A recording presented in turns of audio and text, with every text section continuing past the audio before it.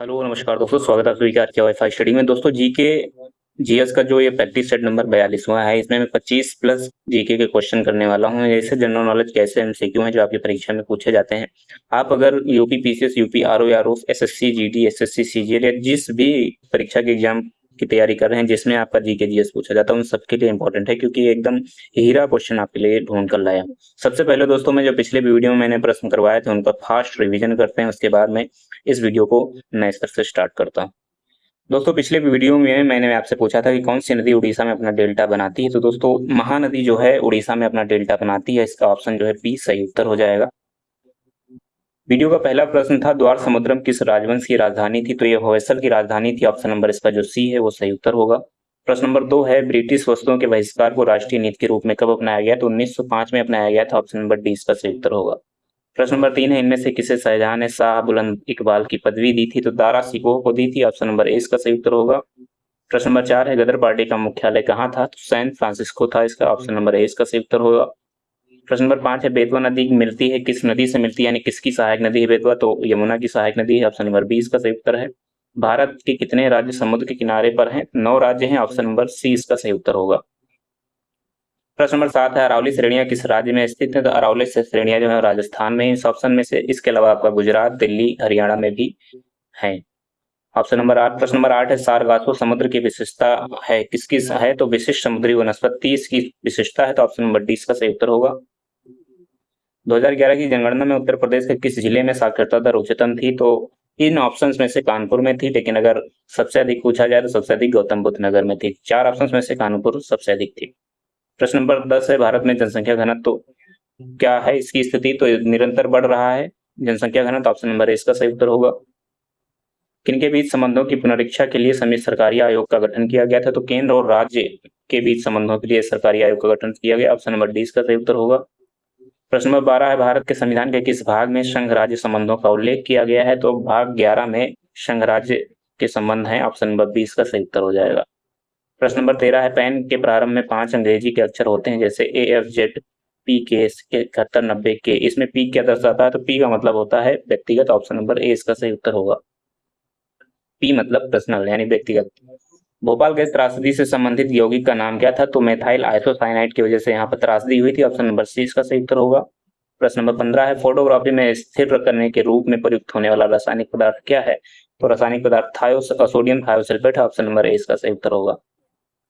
प्रश्न नंबर 16 है निम्नलिखित में से कौन सी गैस ओजोन परत के ह्रास के लिए उत्तरदायी है। तो क्लोरोफ्लोरोकार्बन उत्तरदायी है ओजोन के ह्रास के लिए। ऑप्शन नंबर बी इसका सही उत्तर है। प्रश्न नंबर 17 है उत्तर प्रदेश कृषि अनुसंधान परिषद कहाँ स्थित है। तो ये आपका मेरठ मेरठ में है। ऑप्शन नंबर इसका ए सही उत्तर हो जाएगा। मेरठ के मोदीपुरम में नहीं, कृषि अनुसंधान संस्थान जो है वो लखनऊ में है। कृषि अनुसंधान संस्थान जो है वो लखनऊ में है। उत्तर प्रदेश में आलू का अनुसंधान केंद्र किस जिले में है। तो ये मेरठ के मोदीपुरम में है। ऑप्शन नंबर बी इसका सही उत्तर हो जाएगा। प्रश्न नंबर 19 है मेघालय का लोक नृत्य क्या है। तो लोहो मेघालय का लोक नृत्य। ऑप्शन नंबर बी इसका सही उत्तर हो जाएगा। प्रश्न नंबर 20 है केंद्रीय औषधीय और सुगंधित पौधों का अनुसंधान संस्थान कहाँ पर है। तो ये लखनऊ में है। ऑप्शन नंबर डी इसका सही उत्तर हो जाएगा। ये थे पिछले वीडियो के 20 प्रश्न जो आपके साथ मैंने शेयर किए थे। अगर आपने वीडियो नहीं देखा है तो आप वहां जाकर देख सकते हैं, इनको मैंने डिटेल में बताया है। अब चलिए आज के 20-25 प्लस क्वेश्चन देखते हैं कौन कौन से हैं। दोस्तों जैसा कि आपको थंबनेल में दिख रहा होगा, बिल्कुल इसी टाइप के आपके आज के प्रश्न होने वाले हैं। जैसे कि ग्रैंड ओल्ड मैन के नाम से किसे जाना जाता था। प्रभावित साक्षरता दर की गणना किस उम्र से की जाती है, यानी कुल जनसंख्या से की जाती है, सभी बच्चों को की जाती है, वयस्कों की जाती है, सिर्फ 7 वर्ष की उम्र के ऊपर के लोगों की जाती है। मानव के बाल और नख यानी नाखून में कौन सी प्रोटीन पाई जाती है। इसी तरीके के 25 प्लस प्रश्न है जो आपके साथ शेयर करने वाला हूँ। वीडियो के अंत तक जरूर बने रहिएगा। अगर वीडियो अच्छा लगे तो लाइक शेयर करते चलिएगा। चलिए वीडियो स्टार्ट करते हैं। दोस्तों पहला प्रश्न है सप्तपर्णी गुफा कहाँ स्थित है। ऑप्शन है सांची में, नालंदा में, राजगृह में या फिर पावापुरी में। तो दोस्तों जो सप्तपर्णी गुफा है वो राजगृह में है। प्रथम बौद्ध संगीत जो हुई थी अजातशत्रु के शासनकाल में वो राजगृह जो कि बिहार में है यहीं पर सप्तपर्णी गुफा में ही हुई थी। तो 483 ईस्वी में जब प्रथम बौद्ध सभा हुई थी तो सप्तपर्णी गुफा में हुई थी। सप्तपर्णी गुफा जो है वो कहाँ पर है। तो वो आपका राजगिरी बिहार में है। तो ऑप्शन नंबर इसका जो सी है वो सही उत्तर हो जाएगा। राजगिरी में सप्तपर्णी गुफा है। यहीं पर आपकी जो है प्रथम जो है बौद्ध संगीति हुई थी जो कि अजातशत्रु के शासनकाल में हुई थी। 483 ईस्वी पूर्व में। इसकी अध्यक्षता जो की थी पहली जो आपकी बौद्ध संगति हुई थी, महाकश्यप ने की। महाकश्यप ने इसकी जो है अध्यक्षता की थी। तो इसका सही उत्तर जो हो जाएगा ऑप्शन नंबर सी हो जाएगा। राजगिर में सतपर्णी गुफा है जहां पर पहली बौद्ध संगति हुई थी। प्रश्न नंबर 2 है, इनमें से कौन उग्र राष्ट्रवाद के उल्लेखनीय नेताओं में से नहीं है? ऑप्शन हैं गोपाल कृष्ण गोखले, बिपिन चंद्रपाल, लोकमान्य तिलक या लाला लाजपत राय। इसका सही उत्तर हो जाएगा गोपाल कृष्ण गोखले। दोस्तों उग्र राष्ट्रवाद के जो नेताओं में थे वो लाल बाल पाल के नाम से जाने जाते थे। यानी लाल से आपका लाला लाजपत राय हो जाएगा, बाल से आपका बाल गंगाधर तिलक हो जाएंगे और पाल से आपका बिपिन चंद्र पाल हो जाएगा। ये तीनों नेता जो थे वे उग्र राष्ट्रवाद के उल्लेखनीय नेताओं में से थे, लेकिन जो गोपाल कृष्ण गोखले हैं वो उग्र राष्ट्रवाद के नहीं थे। यानी इनको गर्म जो है वो कहा जाता था इनको। तो ऑप्शन नंबर इसका जो ए है वो सही उत्तर हो जाएगा। लाल बाल पाल जो है वो उग्र राष्ट्रवाद के नेताओं में से संबंधित हैं, जबकि गोपाल कृष्ण गोखले जो है वो नहीं है। ऑप्शन नंबर ए इसका सही उत्तर हो जाएगा। प्रश्न नंबर 3 है, इनमें से किसे दी ग्रैंड ओल्ड मैन के नाम से जाना जाता है? ऑप्शन हैं अब्दुल गफ्फार खान, दादा भाई नौरोजी, WC बनर्जी या मोतीलाल नेहरू। दोस्तों जो अब्दुल गफ्फार खान थे, खान अब्दुल गफ्फार खान, इनको जो है सीमांत गांधी के नाम से जाना जाता था। इनको सीमांत गांधी के नाम से जानते थे। दादा भाई नौरोजी को द ग्रैंड ओल्ड मैन के नाम से जाना जाता था इनको। तो इस तरीके से इसका जो सही उत्तर हो जाएगा ऑप्शन नंबर सी हो जाएगा। दी ग्रैंड ओल्ड मैन के नाम से किसको जाना जाता था? दादा भाई नौरोजी को जाना जाता था। प्रश्न नंबर 4 है, इनमें से कौन भारतीय संविधान सभा का अध्यक्ष था? ऑप्शन है डॉक्टर राजेंद्र प्रसाद, पंडित जवाहरलाल नेहरू, सरदार पटेल या फिर डॉक्टर BR अम्बेडकर। दोस्तों जो पंडित जवाहरलाल नेहरू थे, इन्होंने पहली जो है प्रथम प्रधानमंत्री का पद इनको मिला था, यानी इन्हें चुना गया था प्रथम प्रधानमंत्री के रूप में। डॉक्टर BR अम्बेडकर जो हैं ये आपकी संविधान सभा के अध्यक्ष थे, वो जो प्रारूप समिति थे उसके अध्यक्ष थे। डॉक्टर राजेंद्र प्रसाद जो थे वो इसका सही उत्तर हो जाएगा। भारतीय संविधान सभा के प्रथम अध्यक्ष जो थे डॉक्टर राजेंद्र प्रसाद थे। अस्थायी अध्यक्ष जो थे वो आपके दूसरे थे, लेकिन जो स्थायी अध्यक्ष जो थे वो डॉक्टर राजेंद्र प्रसाद थे। अस्थायी अध्यक्ष कौन थे? आप हमें कमेंट करके बताइएगा कि भारतीय संविधान सभा के अस्थायी अध्यक्ष किसे चुना गया था। प्रश्न नंबर 5 है, स्वतंत्रता का नवग्रहित तिरंगा पहली बार कब फहराया गया था? तो दोस्तों स्वतंत्रता का जो नवग्रहित तिरंगा है वो पहली बार कब फहराया गया था? तो ये पहली बार जो है 31 दिसंबर 1929 को फहराया गया था। ऑप्शन नंबर इसका जो बी है वो सही उत्तर हो जाएगा। पंडित जवाहरलाल नेहरू के द्वारा पहली बार रावी नदी के तट पर ये भी पूछा जा सकता है कि पहली बार किस नदी के तट पर फहराया गया तिरंगा? तो रावी नदी के तट पर जो है पंडित जवाहरलाल नेहरू के द्वारा ये पहली बार तिरंगा जो है फहराया गया था। क्यों पहली बार ये 1929 को ही फहराया गया था? क्योंकि दिसंबर 1929 में पंडित जवाहरलाल नेहरू की अध्यक्षता में कांग्रेस का ऐतिहासिक जो अधिवेशन हुआ था, 1929 में जो अधिवेशन हुआ था कांग्रेस का, कहाँ पे हुआ था? ये हुआ था आपका लाहौर में अधिवेशन हुआ था। और इसी अधिवेशन में जो है प्रस्ताव पारित होने के बाद में नेहरू ने पूर्ण स्वराज का लक्ष्य घोषित किया। जैसे ही 31 दिसंबर 1929 को मध्य रात्रि का घंटा बजा, वैसे ही कांग्रेस के अध्यक्ष जो थे पंडित जवाहरलाल नेहरू, इन्होंने रावी नदी के तट पर भारतीय स्वतंत्रता का जो नवग्रहित तिरंगा था उसे फहराया था। ऑप्शन नंबर इसका जो बी है वो सही उत्तर हो जाएगा। प्रश्न नंबर 6 है, भूदान आंदोलन का प्रारंभ सर्वप्रथम किस राज्य में हुआ था? ऑप्शन है आंध्र प्रदेश, कर्नाटक, तमिलनाडु, उत्तर प्रदेश। तो इसका सही उत्तर हो जाएगा आंध्र प्रदेश में। सबसे पहले भूदान आंदोलन का जो प्रारंभ हुआ था वो आंध्र प्रदेश में हुआ था। आचार्य विनोबा भावे सर्वोदय सम्मेलन के संदर्भ में 18 अप्रैल 1951 को आंध्र प्रदेश के नलगोंडा जिले में पहुंचे थे। इसी जिले के पोचमपल्ली गांव में विनोबा जी जो है वहां पर रुके हुए थे। इस गांव में प्रवास के दौरान गांव के 40 हरिजन परिवारों के लिए भूमि की समस्या का समाधान तलाशते समय इसी गांव के जमींदार रामचंद्र रेड्डी ने 100 एकड़ भूमि देने का प्रस्ताव दिया था। यानी आंध्र प्रदेश में ही 1951 में जो है पोचमपल्ली गांव में, जिसका जो है नलगोंडा जिले में आंध्र प्रदेश के, यहाँ से भूदान आंदोलन का प्रारंभ हुआ। पहली बार 100 एकड़ जमीन जो है रामचंद्र रेड्डी नाम के एक जमींदार ने जो है भूदान किया था, भूमि का दान किया था हरिजनों के लिए। तो अक्टूबर 1951 से 1957 तक विनोबा भावे जी ने पूरे भारत में 50 मिलियन एकड़ भूमि भूमिहीनों के लिए प्राप्त करने के उद्देश्य से भूदान आंदोलन जो है नेतृत्व किया था 1951 से 1957 तक। तो इस तरीके से इसका जो सही उत्तर हो जाएगा, भूदान आंदोलन का प्रारंभ जो है सर्वप्रथम आंध्र प्रदेश में हुआ था। किसके नेतृत्व में हुआ था? तो विनोबा भावे के नेतृत्व में हुआ था। ये भी आप प्रश्न पूछा जाता है। तो ऑप्शन नंबर ए इसका सही उत्तर हो जाएगा। प्रश्न नंबर 7 है, भारत में सबसे अधिक उपजाऊ मृदा कौन सी है? ऑप्शन है लाल मृदा, काली मृदा, जलोढ़ मृदा या फिर चूनेदार मृदा। 4 ऑप्शन दिए गए हैं, इसमें एक ऑप्शन जो है वो सही हो जाएगा। भारत में सबसे अधिक उपजाऊ मृदा कौन सी है? तो इसका जो सही उत्तर हो जाएगा ऑप्शन नंबर सी हो जाएगा, जलोढ़ मृदा। जलोढ़ मृदा जो है भारत में सबसे अधिक उपजाऊ मृदा में से एक है। क्षेत्रफल की दृष्टि से भारत में सबसे अधिक जो क्षेत्रफल पर जलोढ़ मृदा ही पाई जाती है। जलोढ़ मृदा का निर्माण नदियों के बहाव के कारण यानी उनके निक्षेप के कारण होता है। जलोढ़ मिट्टी में नाइट्रोजन और फास्फोरस कम होता है, यानी इसमें जो नाइट्रोजन है और फास्फोरस है वो इसमें जो है कम होता है, माइनस में होता है। और इस मिट्टी में जो पोटास और चूना बहुत होता है, पोटास और चूना जो है जलोढ़ मिट्टी में वो बहुत होता है, यानी ये इसमें बहुत होता है। भारत में उत्तर का मैदान यानी जो गंगा का मैदान है, ब्रह्मपुत्र गोदावरी का मैदान, कावेरी का मैदान, ये सभी जो है जलोढ़ मिट्टी के बहने से यानी वहां पर इनके बहने से ही जलोढ़ मिट्टी का निर्माण हुआ। उनके निक्षेपण से, उन्होंने जो मिट्टी बहा के लाया है वहां पर छोड़ा, उनके निक्षेपण से जलोढ़ मिट्टी का निर्माण हुआ। इस मिट्टी में गेहूं, धान, अरहर, चना, मसूर, आलू, मक्का आदि फसलें उगाई जा सकती हैं। जलोढ़ मिट्टी के अंतर्गत बांगर मिट्टी भी आती है, और खादर मिट्टी आती है। बांगर मिट्टी जो होती है वो पुरानी जलोढ़ मिट्टी होती है, और जो खादर मिट्टी होती है वो नई जलोढ़ मिट्टी होती है। जलोढ़ मिट्टी को सर्वाधिक उपजाऊ मिट्टी माना जाता है। तो ऑप्शन नंबर इसका जो सी है वो सही उत्तर हो जाएगा। सबसे अधिक उपजाऊ जो है वो जलोढ़ मिट्टी। प्रश्न नंबर 8 है, सबसे अधिक प्रोटीन किसमें पाई जाती है? ऑप्शन है उड़द के दाल में, अरहर के दाने में, मटर के दाने में या फिर सोयाबीन के दाने में। तो सबसे अधिक प्रोटीन किसमें पाई जाती है ये बताना है। इसका सही उत्तर हो जाएगा ऑप्शन नंबर डी, सोयाबीन के दाने में।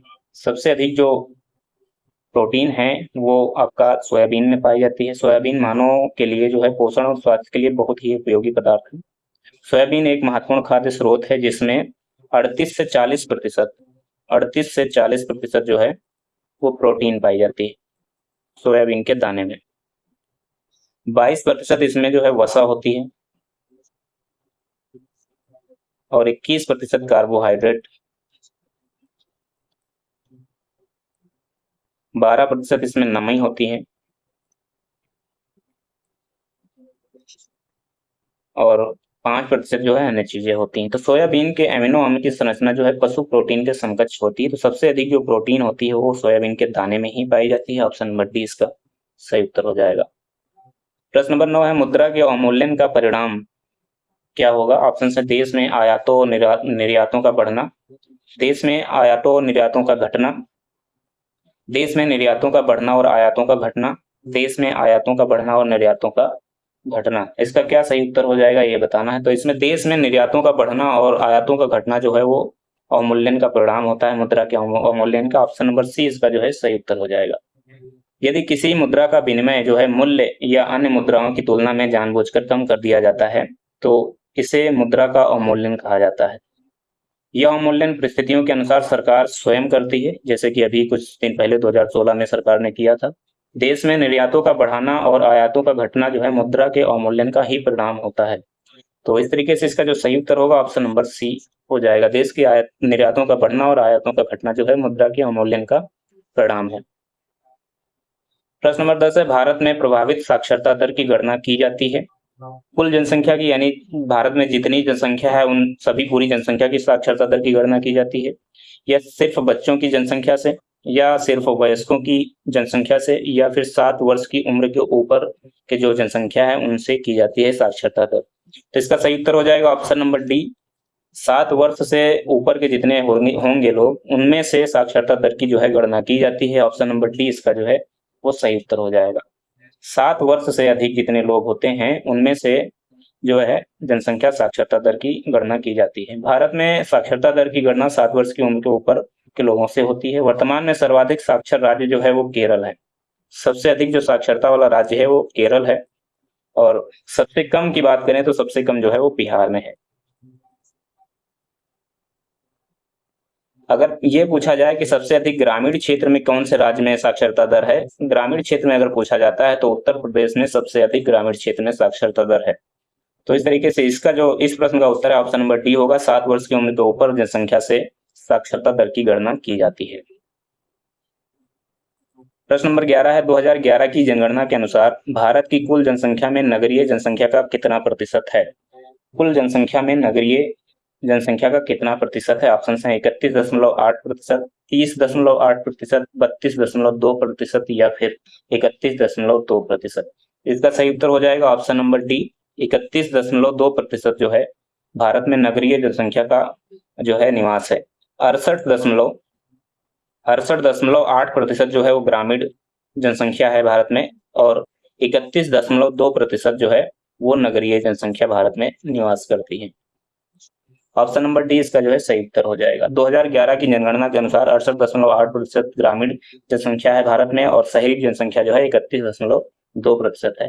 हिमाचल प्रदेश में सर्वाधिक ग्रामीण जनसंख्या प्रतिशत है, और दिल्ली में सर्वाधिक नगरीय जनसंख्या प्रतिशत जो है वो पाया जाता है। तो ऑप्शन नंबर डी इसका सही उत्तर हो जाएगा। 31.2% जो है शहरी जनसंख्या भारत में है। यदि भारत के राष्ट्रपति और उपराष्ट्रपति दोनों त्यागपत्र दे दें तो ऐसी स्थिति में राष्ट्रपति के रूप में कौन कार्य करेगा? ऑप्शन है लोकसभा का अध्यक्ष, प्रधानमंत्री, गृह मंत्री या फिर सर्वोच्च न्यायालय के मुख्य न्यायाधीश। दोस्तों इसका जो सही उत्तर हो जाएगा ऑप्शन नंबर डी हो जाएगा। यदि राष्ट्रपति और उपराष्ट्रपति दोनों किसी कारणवश त्यागपत्र दे देते हैं तो ऐसी स्थिति में राष्ट्रपति के रूप में जो भारत का CJI है यानी कि सर्वोच्च न्यायालय के जो मुख्य न्यायाधीश हैं वो राष्ट्रपति का कार्य करेंगे। ऑप्शन नंबर डी इसका जो है सही उत्तर हो जाएगा। संविधान के अनुच्छेद 65 के अनुसार यदि मान लीजिए राष्ट्रपति की मृत्यु हो जाती है या त्यागपत्र दे देते हैं या किसी कारणवश उनको हटा दिया जाता है तो ऐसी स्थिति में राष्ट्रपति का जो कार्यभार है वो उपराष्ट्रपति ग्रहण करते हैं।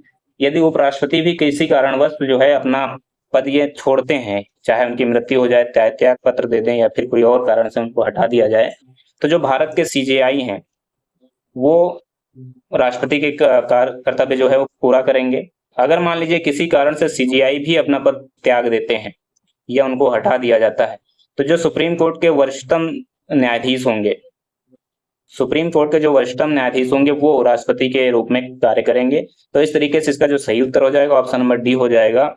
यदि राष्ट्रपति और उपराष्ट्रपति दोनों त्यागपत्र दे देते हैं तो ऐसी स्थिति में राष्ट्रपति के रूप में सर्वोच्च न्यायालय के मुख्य न्यायाधीश काम करेंगे।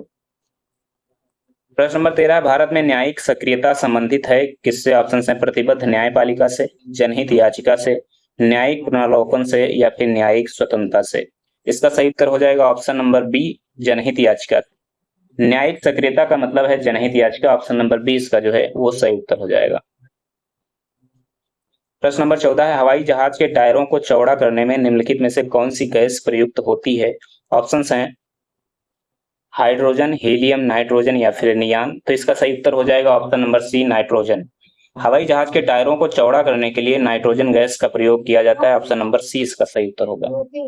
वायुयान के टायरों में यानी जो हवाई जहाज के टायर होते हैं इनमें भरने के लिए नाइट्रोजन गैस का प्रयोग किया जाता है। वायुयान के टायरों का दबाव जो होता है, उन तापमान जो होता है बहुत ज्यादा होता है, जिससे वायुयान के उतरते और रुकते समय टायरों में विस्फोट होने की संभावना जो है प्रबल हो जाती है। नाइट्रोजन गैस का दबाव कम होने के कारण टायरों में विस्फोट की संभावना जो है वो कम हो जाती है। तो इस तरीके से जो टायरों को चौड़ा करने में होता है नाइट्रोजन का प्रयोग किया जाता है। ऑप्शन नंबर इसका सी सही उत्तर हो जाएगा। प्रश्न नंबर 15 है निम्नलिखित में से किस लवण को प्रतिदिन खाद्य नमक के रूप में उपयोग नहीं करना चाहिए? ऑप्शन इसमें दिए गए हैं आयोडीन युक्त नमक, यहाँ पर हिंदू युक्त लिख गया, यहाँ पर आयोडीन युक्त नमक होना चाहिए था। ऑप्शन बी है समुद्री नमक, ऑप्शन सी दिया गया है सेंधा नमक और ऑप्शन डी दिया गया है, ऑप्शन डी में है संसाधित साधारण नमक। तो इसका सही उत्तर हो जाएगा समुद्री नमक। समुद्री नमक का प्रयोग जो है प्रतिदिन नहीं अपने खाद्य चीजों में करना चाहिए। ऑप्शन नंबर इसका बी सही उत्तर हो जाएगा। समुद्री नमक का प्रतिदिन सेवन करने से मानव के लिए जो है घातक रोगों की उत्पत्ति हो सकती है। समुद्री नमक के अधिक उपयोग से उच्च रक्तचाप यानी कि हाई बीपी हो सकता है और साथ ही साथ में किडनी खराब होने की भी संभावना जो है वो बढ़ सकती है। तो अपने जो प्रतिदिन खाद्य चीजें हैं उनमें खाद्य नमक में समुद्री नमक का प्रयोग करना सही नहीं है। ऑप्शन नंबर बी इसका सही उत्तर हो जाएगा। प्रश्न नंबर 16 है, प्राकृतिक कपूर प्राप्त होता है, कैसे प्राप्त होता है? हिमालय पर्वत के उच्च स्थानों की चट्टानों से। ऑप्शन नंबर बी दिया गया है, वेनेजुएला में एंजिल प्रपात के फेन यानी कि झाग से। ऑप्शन सी है, चीन तथा जापान के एक देशज वृक्ष से। या ऑप्शन नंबर डी में दिया गया है, अंडमान के निकट समुद्री ज्वार भाटा के अवसाद से। इसका जो सही उत्तर हो जाएगा ऑप्शन नंबर सी है, चीन तथा जापान के एक देशज वृक्ष से जो है प्राकृतिक रूप कपूर जो होता है वो प्राप्त होता है। ऑप्शन नंबर इसका सी सही उत्तर हो जाएगा।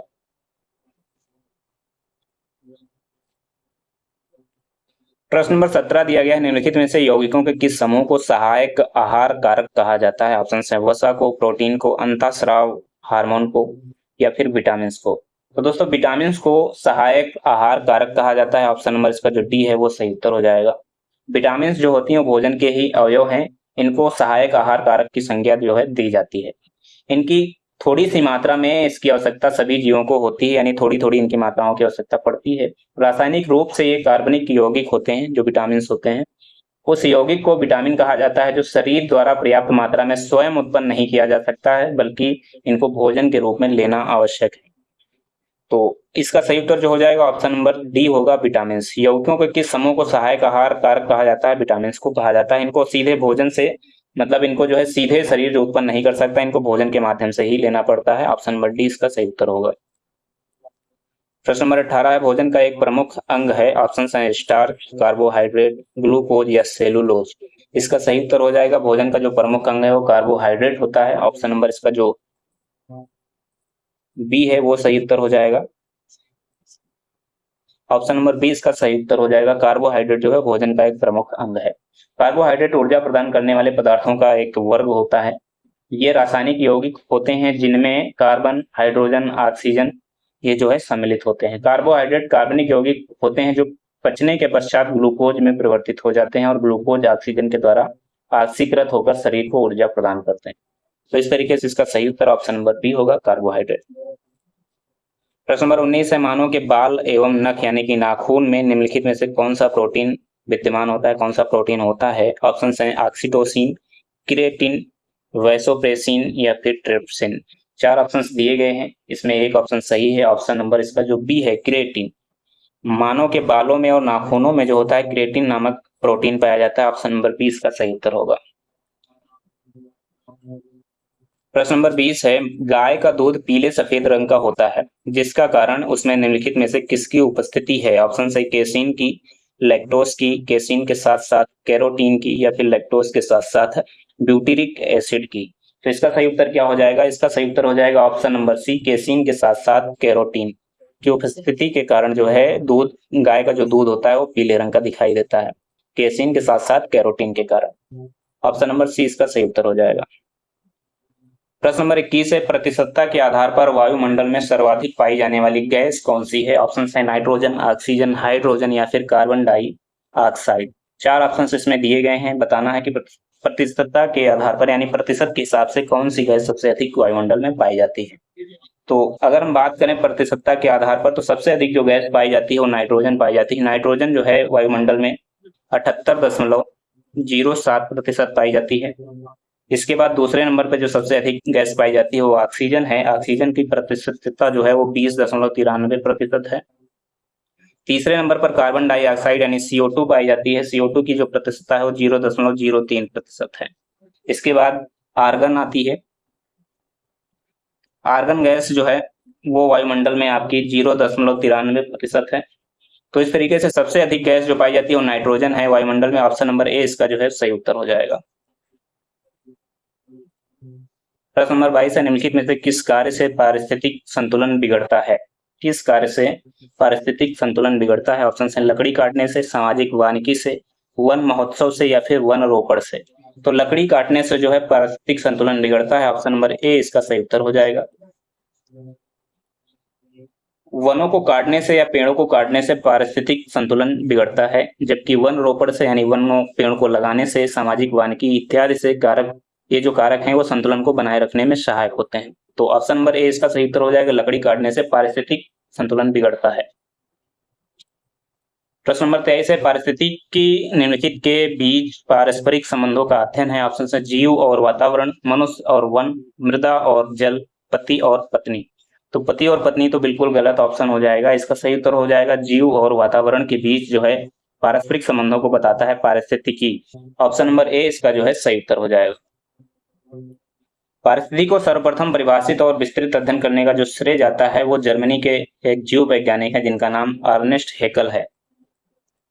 अर्नेस्ट हेकल ने सबसे पहले पारिस्थितिकी का जो है वो परिभाषित किया था। उन्होंने इसके विषय में विस्तृत अध्ययन भी किया था अर्नेस्ट हेकल ने। उनके अनुसार वातावरण और जीव समुदाय के जो मध्य पारस्परिक संबंधों के अध्ययन को पारिस्थितिकी कहा जाता है। इससे जीव एवं उनके स्थान के संपूर्ण जैविक अजैविक संगठनों के अध्ययन का बोध जो है हो जाता है। इतना ही नहीं बल्कि इनके अंतर संबंधों की जटिल प्रक्रिया की ओर भी संकेत मिलता है। तो इस तरीके से इसका जो सही उत्तर होगा वो जीव और वातावरण होगा। सबसे पहले पारिस्थितिकी का जो अध्ययन किया था, सबसे पहले जिन्होंने इसकी परिभाषा दी थी वो अर्नेस्ट हेकल है, जर्मनी के वैज्ञानिक हैं, एक जीव वैज्ञानिक। ऑप्शन नंबर ए इसका सही उत्तर होगा। प्रश्न नंबर 24 है, मृदा क्षरण को रोका जा सकता है सघन वर्षा से, वनों के विनाश से, वन रोपण से या फिर अतिचारण से। तो इसका सही उत्तर हो जाएगा वन रोपण से। मृदा क्षरण को यानी कि मृदा अपरदन को रोका जा सकता है वनों को लगाकर। ऑप्शन नंबर ए सी जो है इसका सही उत्तर हो जाएगा। वृक्षारोपण से वनस्पतियां विशेष रूप से अधिक गहरी जड़ों तक जो है गहरी जड़ों वाली जो झाड़ियों को उगाकर पशुओं को चराए जाने से रोककर और नदियों को छोटे छोटे बांध बनाकर इसमें रोका जा सकता है। ऑप्शन नंबर सी इसका सही उत्तर हो जाएगा। वृक्षारोपण के कई कारण हैं जिनमें से एक वन रोपण है। ऑप्शन नंबर सी इसका सही उत्तर होगा। लखनऊ जिले की सीमा निम्नलिखित में से किस जिले की सीमा को स्पर्श नहीं करती है? ऑप्शन है बलिया, उन्नाव, हरदोई, बाराबंकी। तो दोस्तों लखनऊ जिले की जो सीमाएं हैं वो आपकी किस किस जिले से लगती हैं? तो सबसे पहले आपका जो है उन्नाव से लगती है, हरदोई से इसकी सीमा लगती है, बाराबंकी से सीमा इसकी लगती है और अमेठी के साथ में भी लखनऊ की सीमा साझा होती है। अमेठी के साथ साथ में रायबरेली के साथ सीमा साझा होती है और रायबरेली के बाद में आपका और किसी भी जिले के साथ में सीमा साझा नहीं होती है। तो लखनऊ के इन 5 जिलों के साथ सीमा साझा होती है लेकिन बलिया के साथ इसकी सीमा साझा नहीं होती है। तो ऑप्शन नंबर ए इसका सही उत्तर हो जाएगा। लखनऊ जिले की सीमा जो है वो बलिया जिले की सीमा को स्पर्श नहीं करती। प्रश्न नंबर 26 है, निम्नलिखित झीलों में से कौन सी एक विश्व धरोहर स्थल है? ऑप्शन है बोलिविया का red lagoon, option number B है डोमिनिका की बाइलिंग झील, ऑप्शन नंबर सी है चीन का 5 फ्लावर झील और ऑप्शन नंबर डी में दिया गया है क्रोएशिया की फ्लिट विस झील। तो इसका सही उत्तर हो जाएगा क्रोएशिया की फ्लिट विस झील। ऑप्शन नंबर डी इसका जो है सही उत्तर हो जाएगा। प्रश्न नंबर 27 है, एजेंडा 21 किस क्षेत्र से संबंधित है? ऑप्शन है सतत विकास से, पेटेंट संरक्षण से, परमाणु निशस्त्रीकरण से या फिर कृषि बंधी परिधान से। तो इसका जो सही उत्तर हो जाएगा एजेंडा 21 जो है वो सतत विकास से संबंधित है। ऑप्शन नंबर इसका जो ए है वो सही उत्तर हो जाएगा। ऑप्शन नंबर ए इसका सही उत्तर हो जाएगा। दोस्तों ये थे आज के इंपॉर्टेंट 27 प्रश्न जो आपके लिए बहुत ही महत्वपूर्ण हो सकते हैं, आपकी परीक्षा में आ सकते हैं सीधे सीधे, क्योंकि कई बार सीधे सीधे परीक्षाओं में पूछे गए। वीडियो अच्छा लगे तो लाइक शेयर सब्सक्राइब जरूर करना। धन्यवाद। जय हिंद, जय भारत।